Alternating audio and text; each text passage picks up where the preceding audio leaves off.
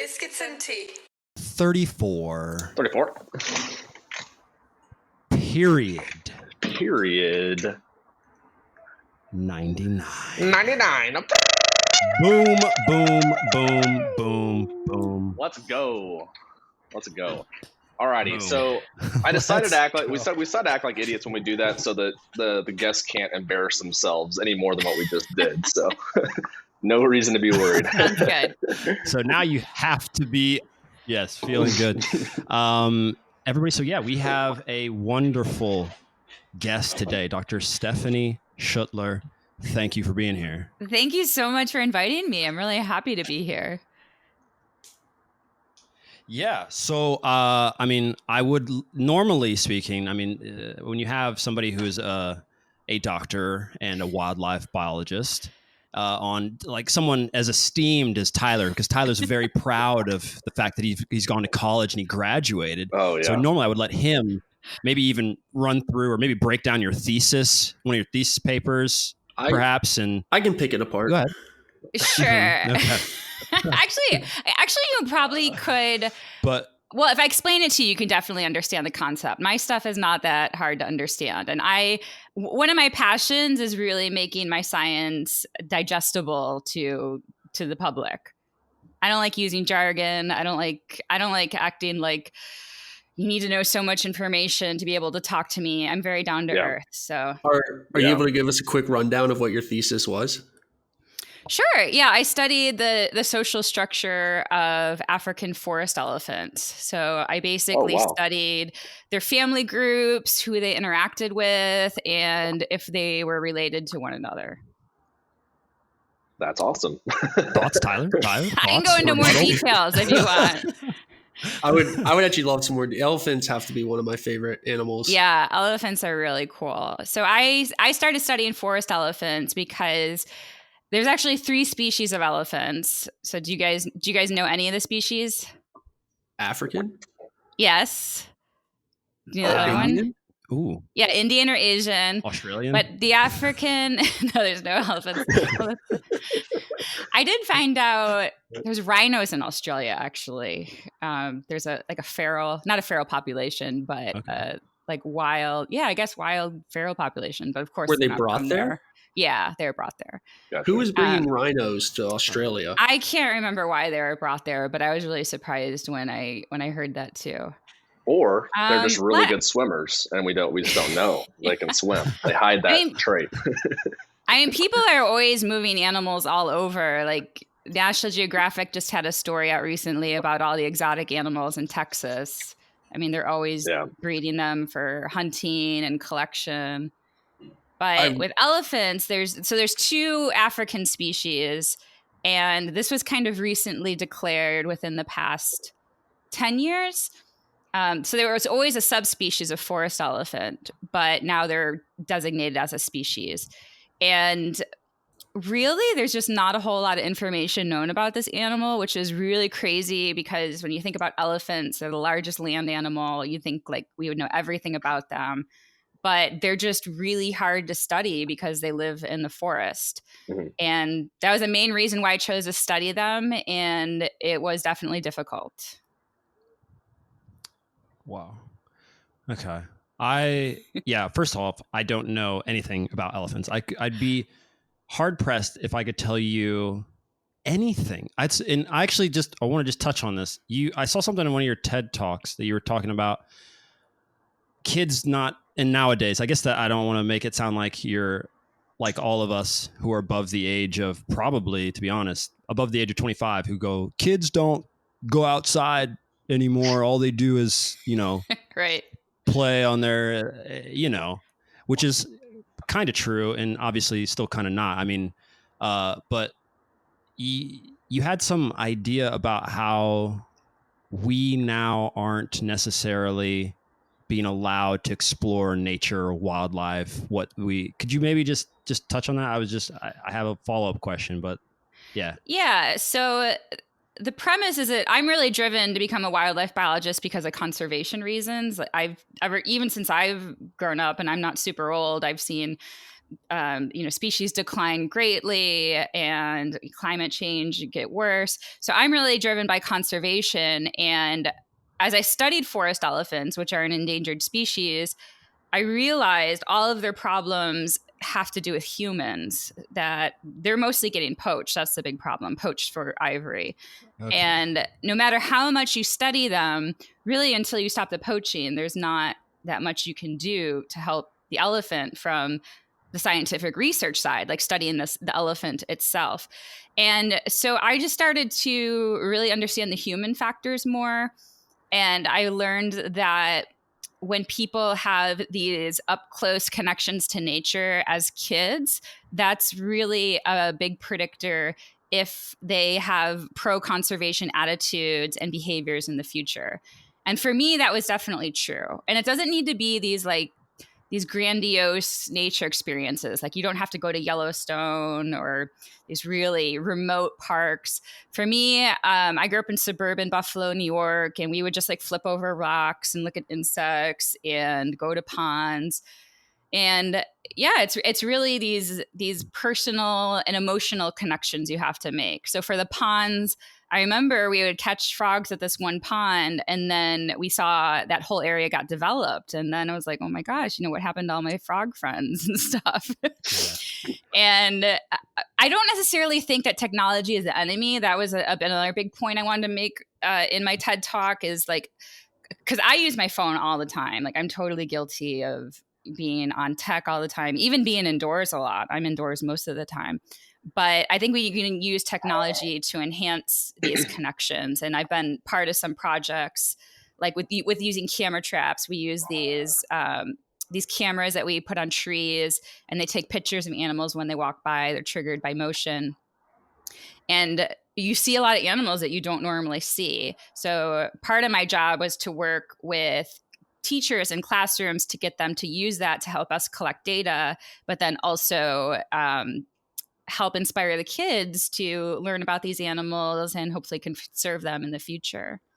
Yeah, I think it's so interesting, because I think that, science was always something that when I was growing up, I was not really intrigued by. But I think it was because it was just, you get the textbook, and my dog just freaking barked. But yeah, you get the textbook, and it's just kind of very straightforward and kind of, vanilla and boring. But to think that, there could be an opportunity to have maybe a live stream, or to have, more personal connection through technology of capturing image of these animals and things like that, I think that could really spark more interest and get people more involved in wanting to learn about animals. I just don't know if we've quite gotten there from the educational standpoint of how to use technology in those ways and really implement into the curriculums and stuff. So hopefully with the pandemic, I think that the school systems are kind of being forced to use these different techniques to kind of obviously teach. And there's a lot of pushback, obviously, in some areas. So, yeah. And science, I was gonna say, science isn't, once you're a scientist, the way that you're taught science at school, that's like not what science is at all. Like, I didn't even really understand what science was until I went to graduate school. Even doing like internships and field assistant jobs where I was doing research, I still didn't really understand what science was.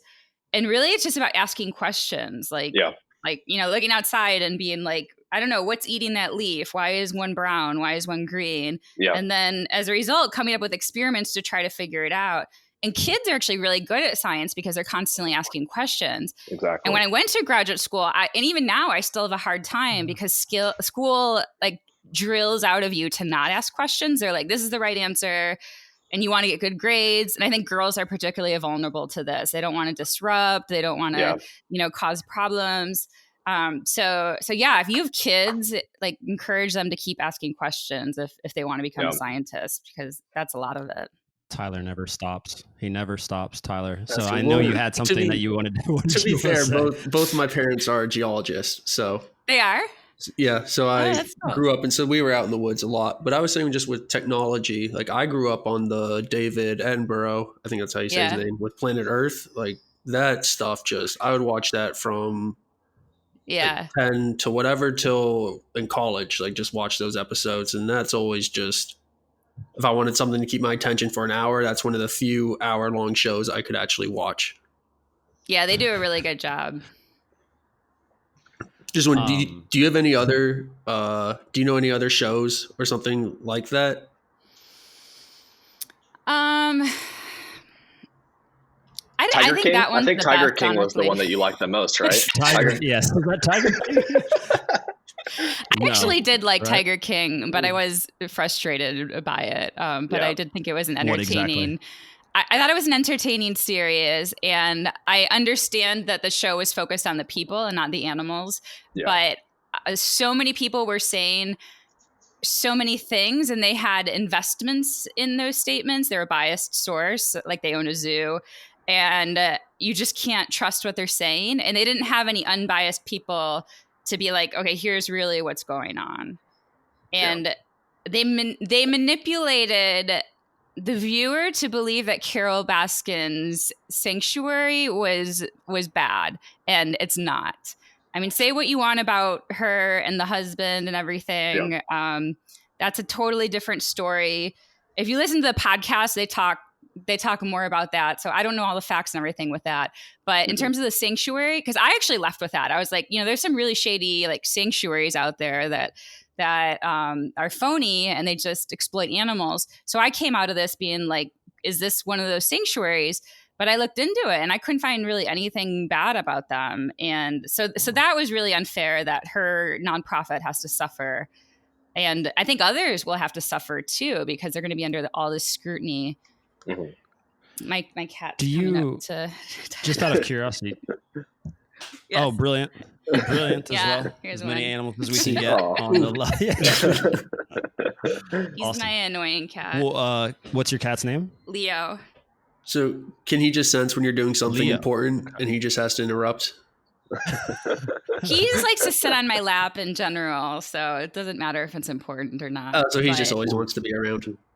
Yeah. But I have a bunch of animals, and I think they like take turns trying to be annoying or disrupt me. Like they don't all do it at the same time. They take turns and they do it in different ways. So could you then sorry, Tyler, this is probably on the same thing, but you need to finish your I don't think we finished all our bird stories, but this is just, I kind of, before airing, I mentioned to you that we all three of us have either been attacked by birds or had bird nests being built right around us constantly. I don't think I've ever brought up that I used to have 15 pet mallard ducks. No. Yeah, they were actually really cool, where you could like pick them up, they'd rub them on their backs, and they'd love if you rub their bellies. We would take them down the street and throw them in the air, and they would know how to fly home from where they were in the neighborhood, and we would race them. So somebody would be a spotter on like a street, and we would see like who would fly home faster. We did a bunch of stuff with them, but they were just really loving animals. They're really cool.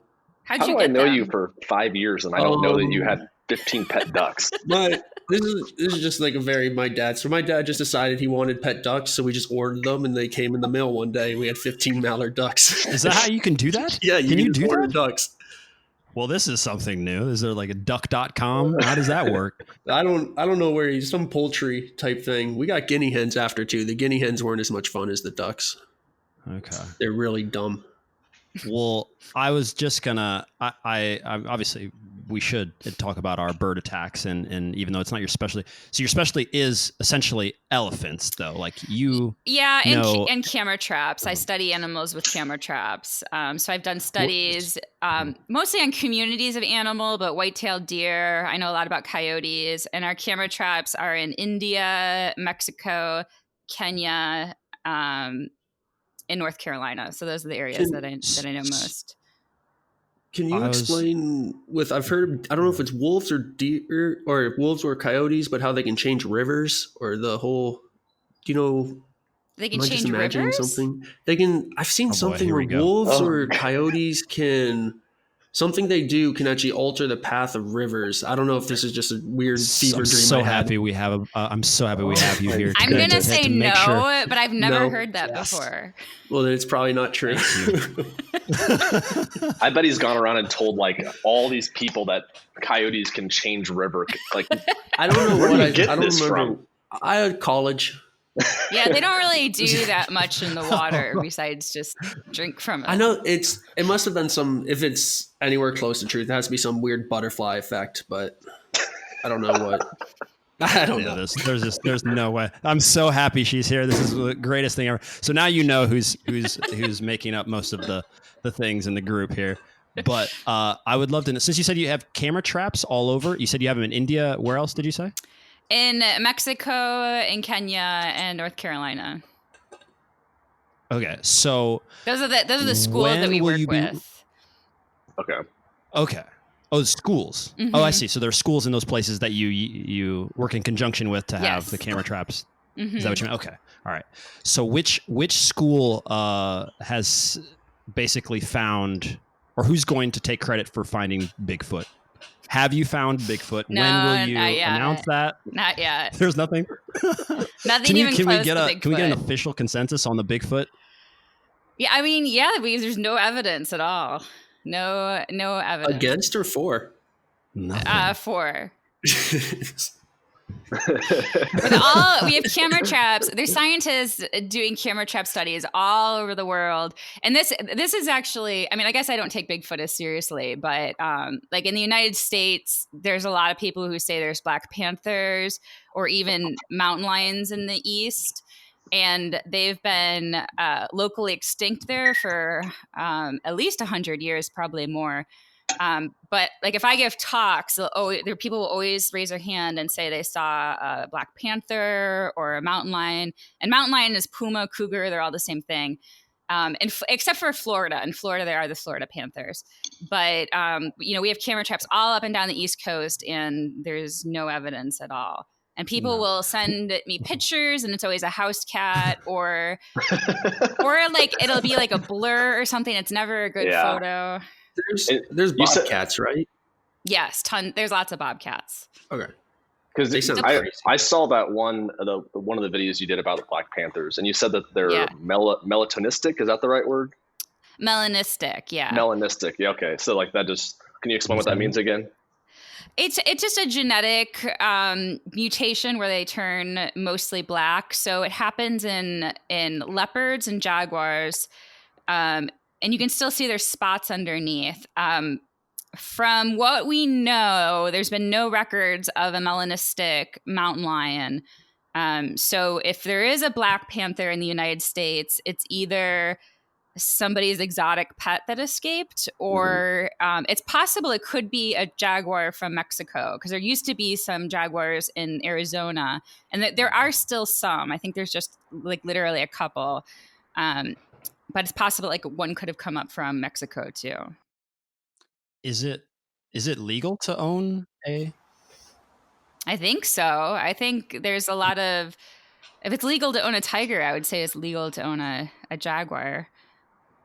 I think it's legal to own almost any animal if it's captive bred and you have the permits. I mean, you have to look up your states and everything. And I don't recommend people own these animals at all. Even if it is legal, you should not own these animals because. Well, the way you said that, if that was the rule, I'm sure there is a state given how large. King? I haven't seen it yet. You haven't seen it? No, I haven't. Oh my gosh, you gotta watch it. Yeah, everyone keeps telling me. So. There's more tigers in the state of Texas than there are in the wild. That's how many people own, because people just want to buy tigers. They want to. It's a status symbol. They think it's cool. I don't know. Like can Mike Tyson started that, right? Can I hug him? They're yes and no. They're tamed, but the way that you have to tame them is pretty cruel. You basically take them away from their mother at birth. And in Tiger King, they show this. Like literally the second the baby tiger is born, they're taking it away from the mom. And you have to, wean it off of milk that you give them, so they're used to you. But then they grow up to be a full-grown tiger. And I mean, yes, they are tame. You can probably touch them and stuff, but I would always say they're a wild tiger. And Tiger King, in the very first episode, there was a girl who got her arm bitten off, and or I guess she's a man now. So I mean, it's always going to be a wild animal. Yeah. There are tons of homeless dogs and cats, and there's even rescue centers for for birds and other weird animals. So just don't buy a exotic animal. You don't need to. Yeah, and they're expensive too. I know what he's thinking. Yeah, don't buy a tiger. Tyler, do not. The tiger does sound like fun. If you can we just need to figure out how to get like a pygmy elephant is what I really want. I'd love a pygmy elephant or a pygmy giraffe if we can genetically modify them. No, it wouldn't work because elephants are really social. So you would need to have like a herd of elephants. That is not deterring me from getting a herd of pygmy elephants. It'll be extremely hard to do because elephants are really hard to breed in captivity in general. Even zoos struggle to get them to breed. Zoos struggle to take care of them properly. Even though I'm not against zoos that do a good job, and there's a lot of zoos that help conservation and serve educational purposes. But a lot of zoos were built in cities, like hundreds of years ago. Like the Buffalo Zoo, I think was built in the 1800s. So there's nowhere for them to expand. Wow. And a lot of zoos are releasing their elephants to sanctuaries because they don't feel like they can take care of them. So I think it would be really hard for them to develop something to make a miniature elephant for you. But there's still hope. So actually, you as long as there's hope. You guys might be interested in this. There's scientists definitely in Asia, I forget which country, who are trying to resurrect the woolly mammoth. They're actively working on That's what I was going to ask. That was exactly. Is it going to happen? I heard about that years ago, and I feel like it was like I don't know when that was, 2000 or whenever, 90s when we ddid the sheep with Dolly, right? Yeah. And then I was just like, we're going to do humans by 2010, what happened? I mean, so I definitely think it's possible. I think it'll be hard. So they'll have to, it won't fully be a woolly mammoth. They'll have to fill in the pieces with elephant DNA. And the big hurdle they have to cross is getting an Asian elephant impregnated with this embryo and carrying it successfully to term. Because like I said, they already have a hard time with captive elephants.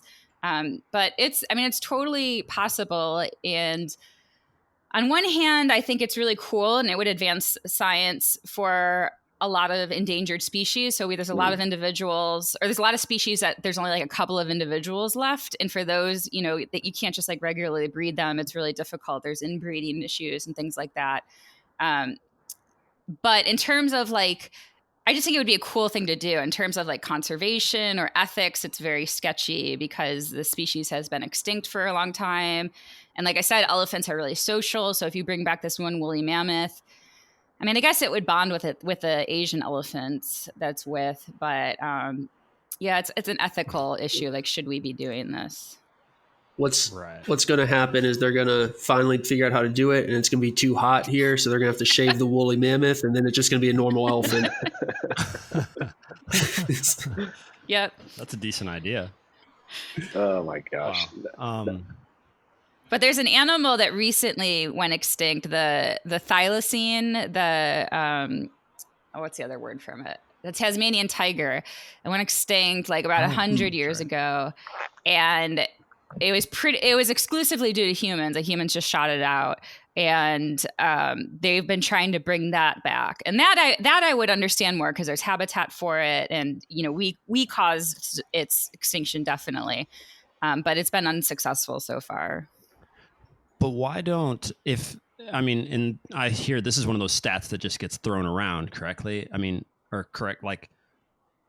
What exists now is only 1%, right, of everything. Some statistic like this with the animal kingdom, only 1% that's around right now, or essentially that literally everything has been killed off over the course of these however many years animals have been existing on this planet. We've lost dinosaurs, we've lost. Yeah. So I don't know the percentage, but we're in the 6th major extinction loss. So this has happened, 5 prior times throughout history. But the difference is this time it's being exclusively driven by us. We're the drivers, whereas in the other times it's been not quote unquote natural factors. or not quote unquote natural factors, like more dramatic climate changes and the meteor and things like that. Asteroid, I see. Yeah. Do you have like your version of a Moby Dick animal that you're trying to film or trying to get on film? So you mean like an animal that I really want, like a mythical animal, or an animal just I really want to get? What do you mean by Moby Dick? Either, like just. I didn't read Moby Dick. I mean, I would guess assuming since you're a scientist, there'll be an animal that there's proof that exists. But okay, not me, not off the top. I'm sure there are animals like that. I can't think of one off the top of my head.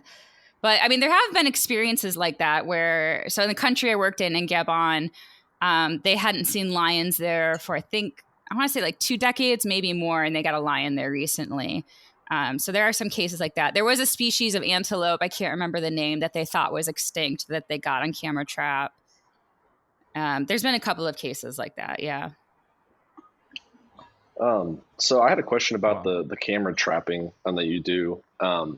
I guess like in terms of like, I'm sure you have to do a lot of research on the animals themselves, but how much do you have to really like go into the environments and learning about, where they move and all those, like what kind of strategy goes behind that, so you can actually not waste a bunch of time and actually get, good footage and things like that for what your guys' research is about?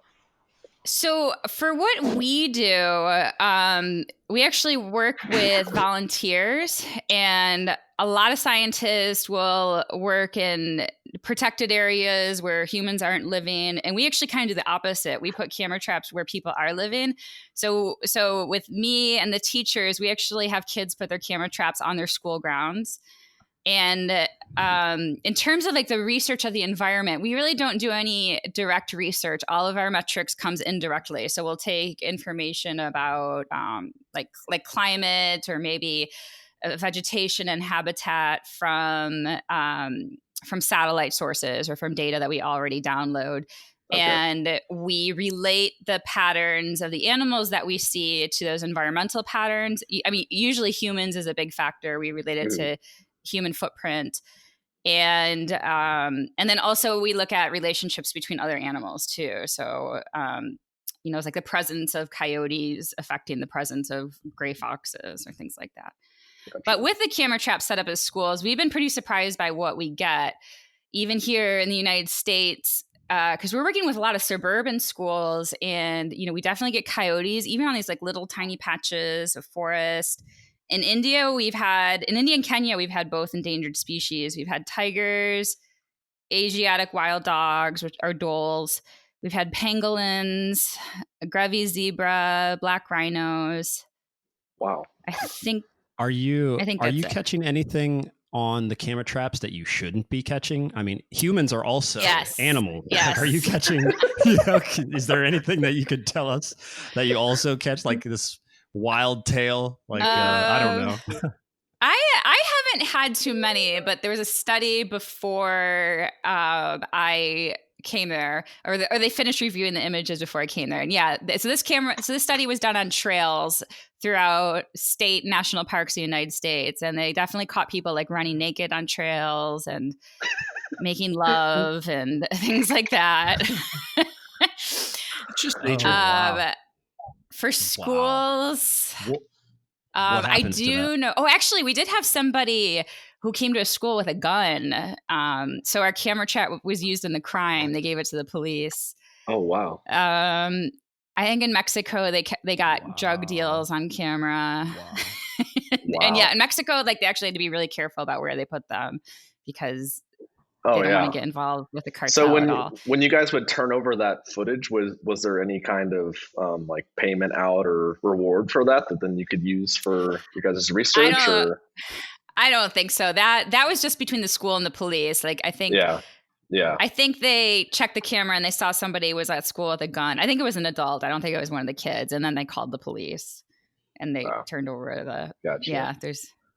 But I mean, a lot of researchers use camera traps to detect poachers. But poachers are now a lot more in tune to them. They look for them a lot more. But they've definitely been used to arrest poachers before.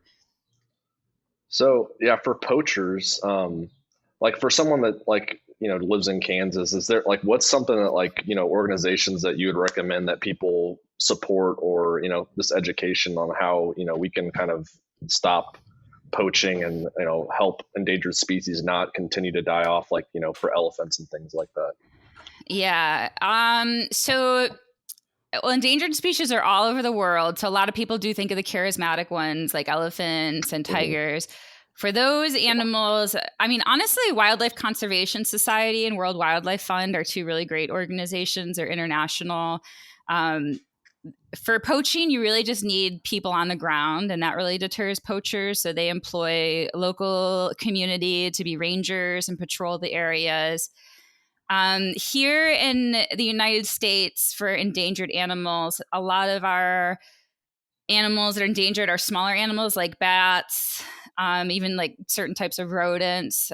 So you might want to donate to an organization like International Bat Conservation, because the problems that they're going to have are different. In the United States, poaching does happen. Usually it's not for endangered species. Although here in North Carolina, we have people poach Venus flytraps. So it's not an animal, but it's a plant. And I think ginkgo too. That? You just go to the area and pick it up. Yeah. you just dig it up. Is there, oh man. It's not as exciting. In Africa? Yeah. How did the Venus flytrap even start in North Carolina? Because I know they're native there, but how does that? It just seems like such a weird. I mean, it's just evolution slowly over time. I don't know the exact story with Venus flytraps, but yeah, you just get like one weird mutation that starts working out, and it starts being advantageous, and it keeps reproducing in the population. So my other question on poachers in Africa, do the rangers just have the green light just to shoot them if they see them out? Or how do you handle like someone with a gun? I think it depends on the country. So in Kenya, when Richard Leakey took over the Kenya Wildlife Service, he started the Kill to Shoot program, and it reduced poaching a lot. So yeah, so there you could just kill poachers. Wow. It was a controversial program, but it worked. I don't know if it's still in existence today. And I think the poaching has changed a lot too. So a lot of poaching is just snares. Like they'll just put out these like metal snares and animals will get caught in them. But for elephants and rhino, it's become more like illegal militarized operations. Like these people will be heavily equipped. They'll even have like aircrafts. Wow. So for them, yeah, I think it's definitely a more shoot to kill situation because they're involved with terrorist groups. It's not just as much like your local poachers anymore. Mm-hmm. Do you, and this is probably, I don't know if you get this question a lot. It just came to me though. As someone who cares for animals so much, do you eat meat? Yes and no. I have a long history with meat. Yeah. I became a vegetarian when I was 12, and then because I loved animals. And then I had a lot of health issues as I grew up. I have Hashimoto's, which is an autoimmune disorder. And I've always tried to like figure out these health issues. I've tried a bunch of different things. And I found out that I have to be gluten-free for my thyroid. And sometimes going out to eat and being gluten-free and vegetarian is very difficult. So I will eat fish. And then I tried eating meat to try to figure out my health problem. And meat didn't solve my health problem, but I did an autoimmune protocol diet. I actually did it when quarantine hit, because it's a really restrictive elimination diet. And I was like, oh, this is a perfect time to do it. I've always wanted to do it. And I'm not going to be going out for like a couple of months. So I might as well do it. So I was eating meat then.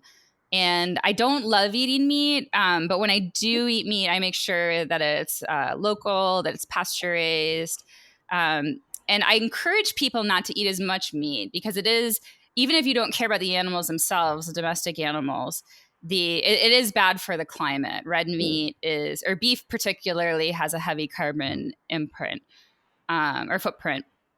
So I do ask people to reduce their meat, but I know not everyone's going to give up their meat. So I think it's more important that they choose more sustainable meat, or they hunt for their meat, even though I personally don't really like hunting. It's just, I don't know, it's just not my thing. But I'd rather have people hunt than buy like factory farm meat, which is awful. How do you feel about like hunting in the Northeast for deer that are just already like overpopulated? Then would that just be? I just personally think they're kind of managed to be overpopulated. I really don't think that we have a gigantic deer overpopulation problem.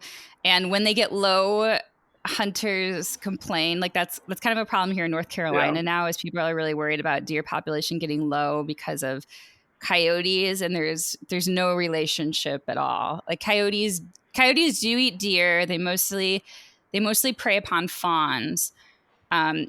And we don't know, though, if coyotes are eating fawns that would normally die throughout the year, so they're essentially having no effect, or if they're eating more than would die and would cause a decline. But like a lot of hunters hate coyotes, and coyotes have been hunted a ton, and they're exploding all over the United States. So hunting definitely does not work for reducing coyote populations. But deer, I don't know. It's just like I said, if people are eating it, then it doesn't bother me as much. I'd rather work on factory farming as a conservation issue. I mean, it is a conservation issue. It's a big carbon footprint. It's a lot of pollution. It's honestly a human rights issue too. Here in North Carolina, they have all the hog farms near poor communities, which tend to be Black communities. And there's actually been citizen science with these communities where they've had to document their own health problems and try to build a case for it, because like nobody would trust that their health problems are caused by these local hog farms. What sort of issues are they having though? You mean the population that's surrounding them, or is it because they're consuming that, or just by being next to them, a community? Yes, just by being next to them. They have a lot of respiratory problems. I think higher rates of cancer. But like there's stories of like they just can't go outside on some days because it just smells so bad. Oh yeah. When I went to school in Hastings, sorry to cut you off. When I went to school in Hastings, Nebraska, we'd have soccer practice, and there was a large farm where they process beef, and we'd have to practice some days, and it would just be so overwhelmingly just awful smell, just so bad. And I literally didn't eat red meat for probably 3 years because I was just so like turned off by the whole thing. And I still don't eat a lot of red meat because that experience, it makes it hard to think like, okay, like I want to eat that. I would rather eat seafood or chicken or, something like that. But yeah, it's a massive issue, especially in these smaller communities. And then a lot of those communities obviously don't have a lot of money, so they don't really have a lot of say, and the big corporations just come in and cement their place. So they're just stuck, and nothing they can really do. Same thing with pork. It impacts the communities really bad. I can't remember what documentary I watched on that, but yeah. So even if you don't care about the animals, it's really a human rights issue. And if you want to eat meat and help people get the pasture raised or the pasture fed meat, and it's better for you too. Especially hog, which has a lot of fat in it, all of the toxins accumulate in their fat, so it's really terrible for you. Whereas I don't know if you guys know about the Bulletproof Diet, but Dave Asprey always talks about talks. It's kind of like an extreme paleo diet, kind of like keto, I guess.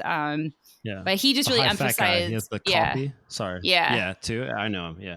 He really emphasizes quality though, like high quality meat and veggies, and his thing, is coffee butter or butter coffee. That's right. It is crazy how much better a lot of times meat will taste when it's hunted, or you get something that's fresh. Because when I was in Sweden in the middle of nowhere, one of our team trainers would go hunting, and he'd hunt moose and deer, and he'd always be giving us just kilos of just moose and deer meat. And you cook it with some butter. It was so good just every time. And it just tastes I don't know. It's hard to just cleaner a bit. Yeah. It's kind of hard to describe. And then you mentioned fish. I really hope for the day when, like, I don't know, I don't have to eat anything. Like they just make a pill or something. That's really because I feel like no matter what you eat, it's a bad choice. Because fish you have to be careful with because there's a lot of unsustainable fishing, and then there's mercury in fish, and then with these vegan choices, like to get enough protein, because I do like weightlifting and stuff like that. I eat like some of the protein shakes, and I don't love eating the fake food, but I don't know. Like, I don't know what to do. Yeah. So you're just waiting for the Beyond Burgers and all of that to be affordable. Do you know what Beyond Burgers? Yeah, I like Beyond. You just want a pill. I don't want to have to make any choices. I just want to be done with eating. Well, in our last podcast, I think this was the last one. Maybe it was one before. We actually went to go find out how much, because we've been talking about the pill diet for like 50 years, 60 years. I don't know how long we've all been saying. Oh, brilliant over there, Mr. He's a goalkeeper. He's a goalkeeper, so he should be good with his hands. But we discussed. We wanted to know what's going on with the food pill. Like, how come we don't have that yet? Where is the science going? And we do actually have it. What the issue with it is that it's not good. It doesn't taste good, or it's not good for you. Well, it doesn't appear the way they were describing it, and this is coming from their words, not just our assessment of it. You have to take, I believe it was 50 pills in a day, right, guys? Yeah, it was something crazy. I think something crazy every hour, every 2 hours, and you're only getting by the end of the day like a little over 1,000 calories. And so they said that it promotes good weight loss, but really, obviously, most humans are going to do more activity than 1,000 calories a day. So it's just not there, And But I'm all for lab grown meat. I'm really excited for that because a lot of vegetarians are grossed out by meat in general. I'm not. If it wasn't for my health issues or sustainability issues, like I would eat anything. It doesn't bother me. What's been going on with lab grown meat? I feel like I remember seeing stuff about this in the early 2000s and then just haven't heard anything about it again. I heard some stuff about it somewhere recently. I want to say like a year ago. But I don't know. I just heard that they're like testing it or are successful, but I don't know in terms of distribution or how close we are to buying it. Yeah, on that, I've been trying to look at different alternatives, like plant-based meat and things like that. And on Instagram, there's a company called Nugs. I don't know if you guys have heard of it yet, but it's just chicken nuggets, but they have 50% more protein. They're all plant-based. There's no meat in it at all. And it was like you can get 4 pounds of them for $45, I think it was what it was. So it comes down to like 45 cents a nugget. So it's a little, obviously, but I was like, I'm going to give these a try because they actually had really like natural and really good spices, smoked paprika and things like that. I was like, okay, well, maybe they really are going to taste better because a lot of these things I've noticed they do taste better because you have the chefs trying to find different ways to make these things taste good. Whereas like if you just go to a burger joint, they're just going to slap it down, put salt and pepper on it, and then people just eat it. Where I'm really big on spices, so I'm excited to try them out. I've actually messaged them to see if they're interested in potentially being a podcast sponsor, and maybe we can start promoting it because I do see a lot of benefits. Yeah, I like the Beyond Meat, the beef crumbles. I think they're really good, and I was eating them all the time. And then with the AIP diet, I started eating real beef. And then when I went back to it, I was like, oh yeah, I could see how people don't like that. But I think you just have to get used to it, honestly. Because I was like, at first I was like, oh, I like the real beef better. But then just the more I kept on eating it, I was like, actually, I like this better. It doesn't feel as heavy. I just think people got to get used to it. Like it's, I don't know. I don't care that much about food. Like I'm a foodie, but I don't know. I just want the pill. Like I said, I don't want to think about it. with your with your access to the animal kingdom and all the world travel, have you not been tempted to try some sort of incredibly exotic animal that no one could ever try? But maybe it's not endangered, right? That just you know, no, you just couldn't get. I haven't really had that opportunity, to tell you the truth. And so most of my travels have been in Africa. And they mostly eat like goat and then like veggies or beef and veggies. They don't really have that much exotic stuff. That being said, in Gabon, they do. Actually, in Gabon, they eat everything, but that's more in the local villages. So we were at a field station. So I just didn't have that exposure. But yeah, if you go to a market in these local villages in Gabon, they'll eat snakes and crocodiles and I think even bats and monkeys. Wow. And then, yeah, no, I don't think I've ever tried anything really that. In Kenya, they have a place called Carnivore where you can get it's farmed wild game, but it wasn't anything that exotic. I think like an eland and I don't know, camel and things like that. Wow. It just cut out on me, and I don't know. I'm hoping that we're not going to have an issue here. I'm just throwing that out here for us. But I heard you said camel. What did you say before that? In Kenya, they have a restaurant called Carnivore where you can get, where they have like antelope. I imagine South Africa probably has a lot of that too. South Africa is really big on farming wild animals. I was just, I mean, the reason I asked, I had horse when I was in France, and what they did is it was a tournament that we played in, and after one of the games, we stayed at a fire. What is it called? What do you call the fire station? I'm not sure what do we say for that. My English is the fire station. I think I would say fire station. Nailed it. You nailed it. Well, all right, jackpot. But like in France, I feel like they had like a special name for like this place where they live. But all right, we'll call it a fire station. We'll go on a limb. And at this fire station, they fed us this massive feast, and they did not tell us that we were eating horse until after we had the meal. And they thought it was hilarious. I can remember these big, like overweight guys in the south of France just thought it was so funny that we thought we were eating chicken or whatever, and that they were eating horse. Didn't taste that. I don't know if anybody else here has had horse. But no, I'm surprised. Like your body. Sometimes I think your body would like reject some of those like just random meats that you would try for the first time like that and eat like at a mass scale, because sometimes when, vegetarians eat meat all of a sudden after they've not eaten it for a while, it can make them pretty sick. But I've never experienced that. Yeah, I think I ate it kind of gradually. I think I started with fish and then I think your body just changes, and the more you eat of something, I think the more you crave it. I think your microbes change, and I've seen this with sugar too. I did a low sugar diet, and it's just amazing how quickly you change. Like you stop craving sugar, and even like when you eat a lot more vegetables, you start craving them more. It's weird. Yeah, that is insane. But you guys never told me your bird stories. I want to hear about your bird attacks. Well, who wants to go with one of Should I start? I probably have the least attacky one.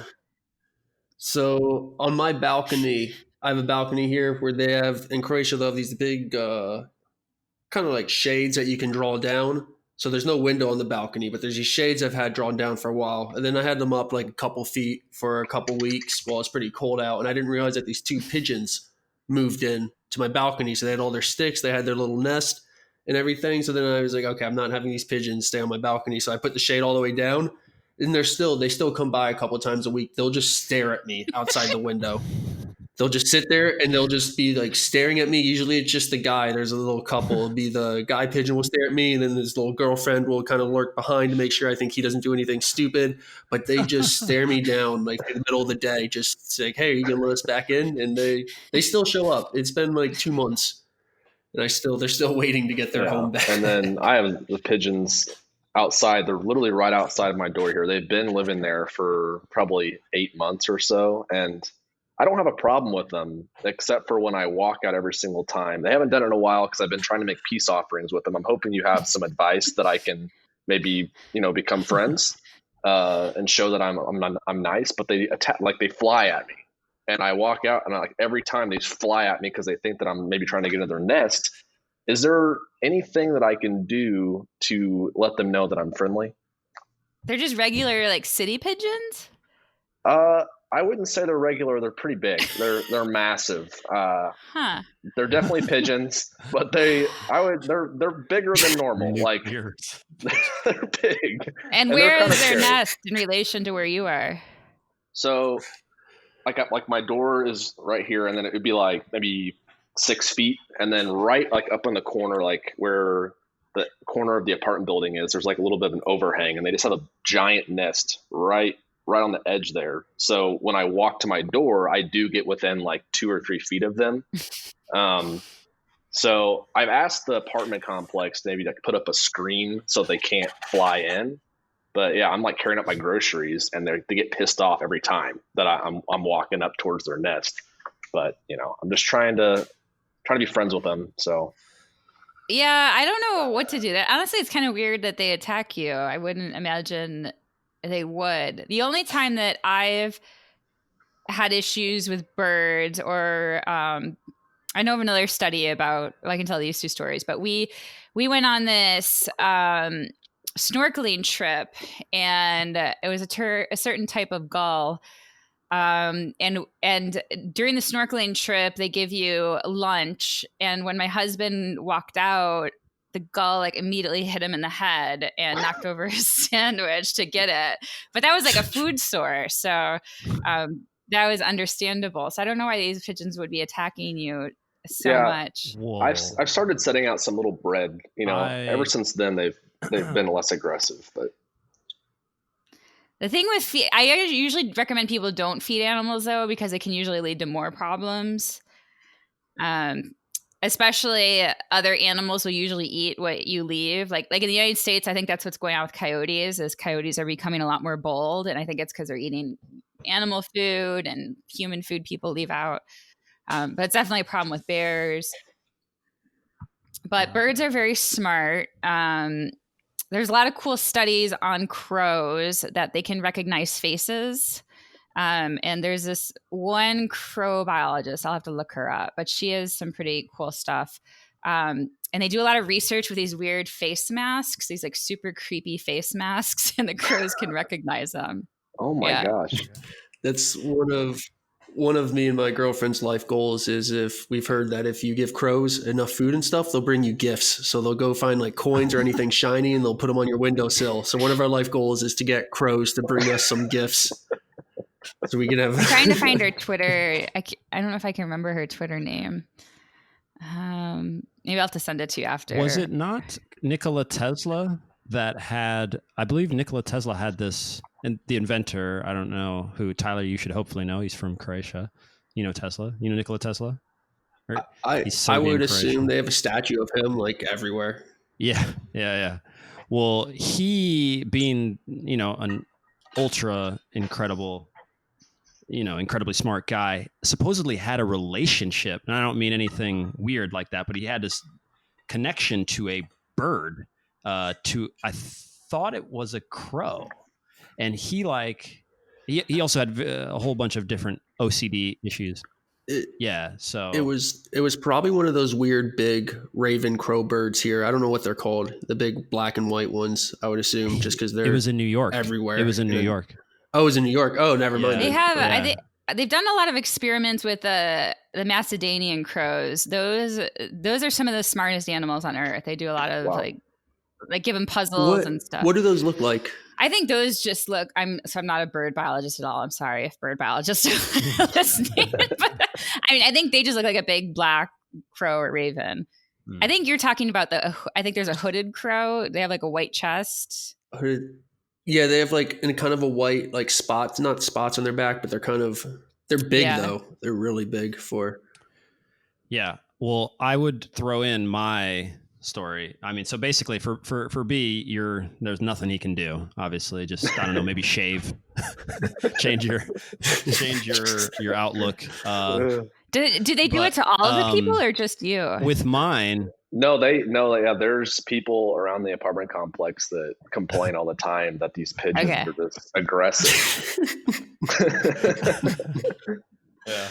Change your. You should just get some water and just try to spray them with some water when they come at you. I don't just like not like them or anything, but. Okay, sorry. Go ahead. I'll. Here's the crow person. I'll send it in the chat. Oh, awesome. We're solving problems here, just one step at a time. Mine. This actually could be more of a public service announcement. You could probably help with this because I told the story. I'm pretty sure.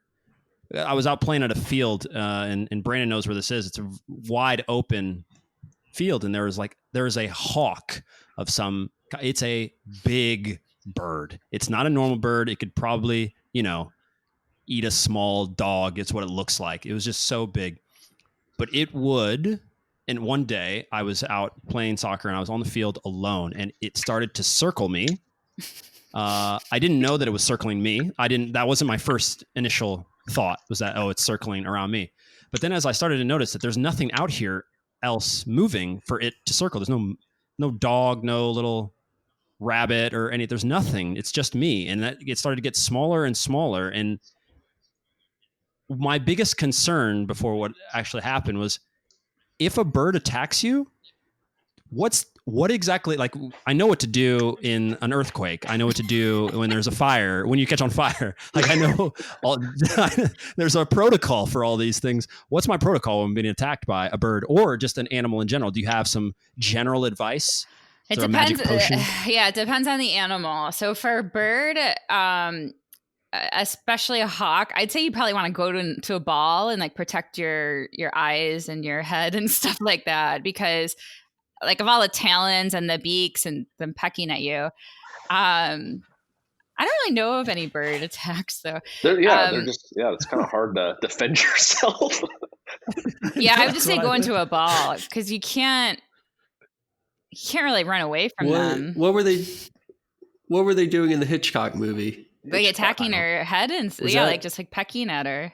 Didn't her eyes get pecked out? I've never seen it. I just know that there's a movie where it shows just what happens if all the birds just decided to attack everybody. They all turned on the humans. I just don't think that there's any way to really protect yourself. Click on that link that I just sent in the chat.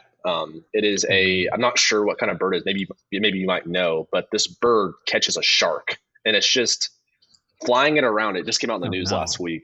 It's pretty incredible. But so the general rule, I would say, was that an osprey? I can't tell. That thing is huge. Wow. I think they're friends.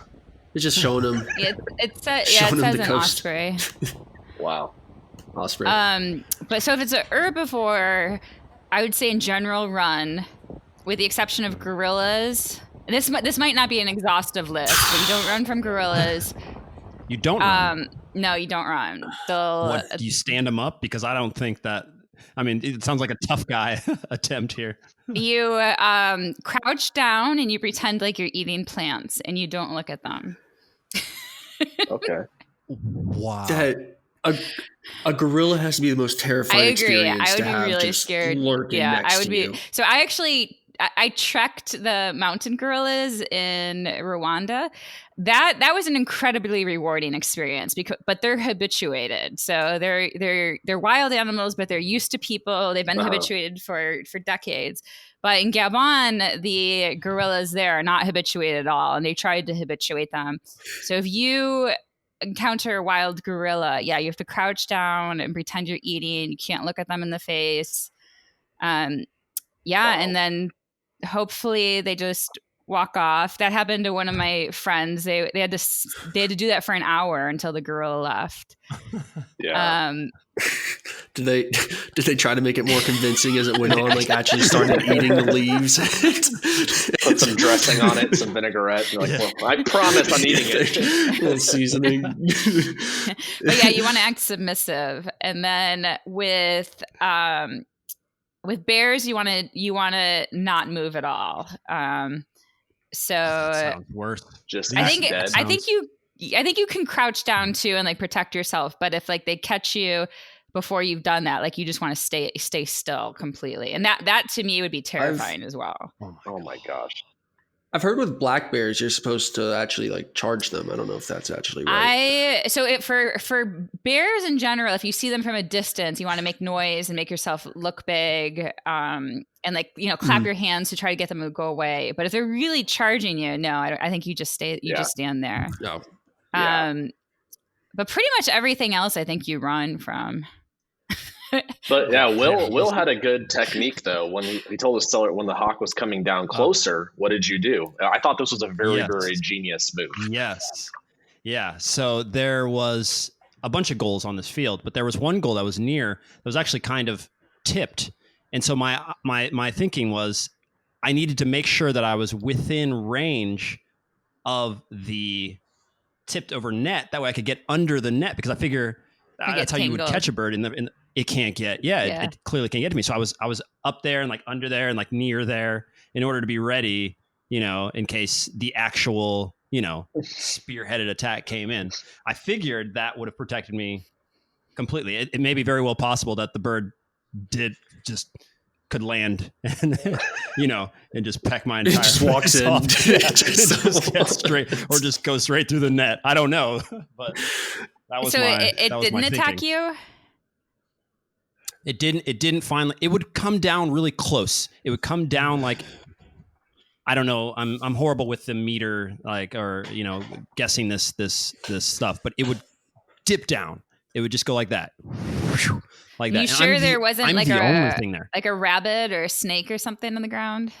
If you knew this field, you'd know how I was confident of what's going on. There's nothing there. It's an open soccer field with nothing else around it for something. So unless I just have no idea. It really doesn't make sense. You know, I don't know what agitated it, and it would also hang out on. I said it's just crazy to think like if there was like and you didn't see it, they still can, because their eyes they can see so well from so far away. There was actually a mouse staying close to you because it realized that if it was close to you, it wouldn't come down and get them. That's what I'm thinking. Maybe there's something that you couldn't see. Yeah. I mean, I know it's not normal and we should probably, I think we're getting close here on our time right now. I had one more question that isn't related to birds. Obviously, so I live in a conservative state, and there's a lot of people that don't believe in climate change, and they don't believe that humans impact climate change. What are some simple? I get into these conversations, and I can never explain myself well enough to help people understand. What are some key things that I could say to people to make them more aware of our impact? Why it's not a conspiracy theory, like, you know, people make it out to be, and politicize all these things.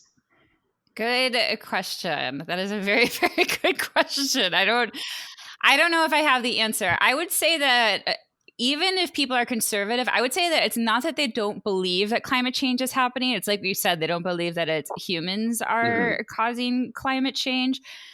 And I know there's some people out there that are studying this in terms of like religion. So I think a big problem with scientists and science communication is that we think that more facts will change people's minds, and that isn't true. People have these values, and if they have facts that contradict their values, they are going to reject them. So if you can try to get some messaging along the lines of stuff that they believe in. So if they're very religious, like coming up with things that align, like finding things in the Bible that relate to God, saying that we need to protect the earth and help animals.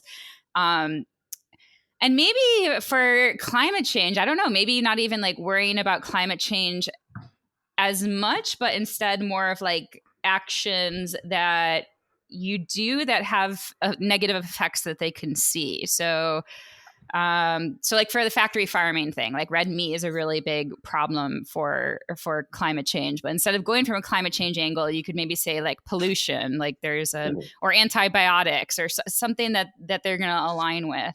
So you're taking like, you want to give your dog some medicine and you put it in the peanut butter. Yeah. I mean, if they're receptive to education, you can use that. There are some studies about it. I have to research that more, but that is something I'm definitely interested in. I mean, a big factor is reaching kids before their values aren't so formed and aren't so politicized. It's really amazing to me just to see how politicized everything is nowadays. Like, especially when COVID came out, I thought like, okay, this is going to bring us together. And the mask thing is like, I can't believe that it's happening. I think hearing people too is really important. Like hearing their sides, seeing where they come from. I have a lot of conservative friends too. I'm part of a lot of different communities.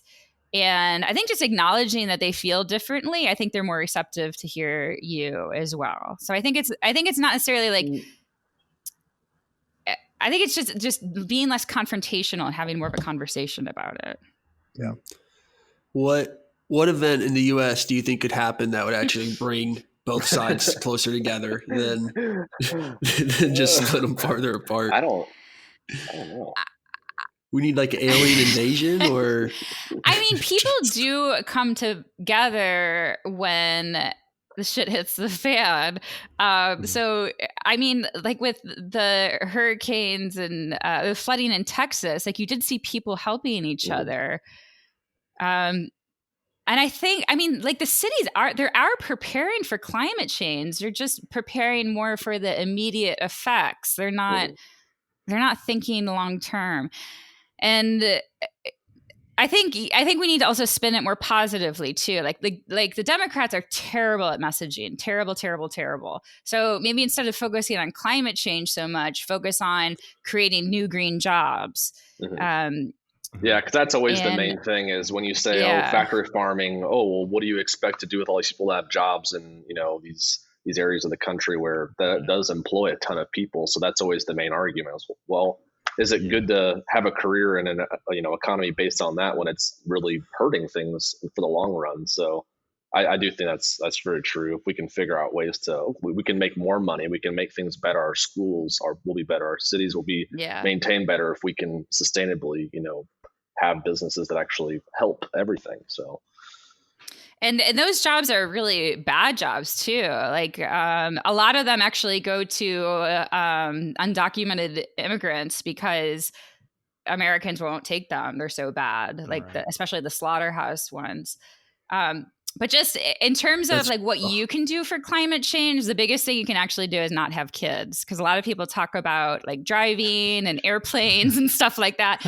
There's a study that came out a couple of years ago, and that is the single biggest thing you can do by far. Or have actually it's have one fewer kid. So, but having no kids is best, of course. Or adopt, right?